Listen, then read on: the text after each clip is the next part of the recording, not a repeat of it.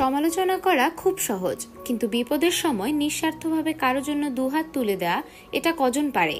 গতকাল জাতীয় সমাবেশে ঘটে গেল এক হৃদয় বিদারক মুহূর্ত। বাংলাদেশ জামায়াতে ইসলামের আমির ডক্টর শফিকুর রহমান বক্তব্য দিতে গিয়ে হঠাৎ করে মঞ্চেই পড়ে যান অজ্ঞান হয়ে। সমগ্র মঞ্চ মুহূর্তেই অস্থির, দৌড়াদৌড়ি, উত্তেজনা, আতঙ্কে ছুটে যায় সবাই। ঠিক তখন মাঠের এক কোণে স্থির দাঁড়িয়ে আছেন সার্জিস আলম।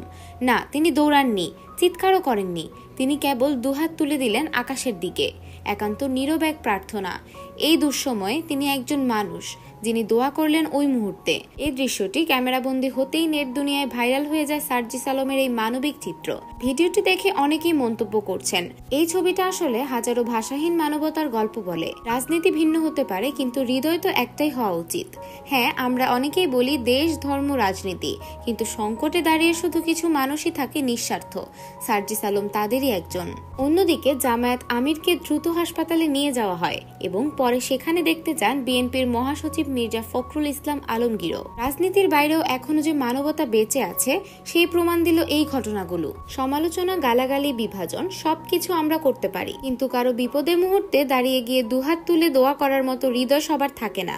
সো ভিউয়ার্স, সার্জিস আলমের এমন মুহূর্তটি আপনাদের কেমন লাগছে জানাতে পারেন ভিডিও নিচের কমেন্ট বক্সে।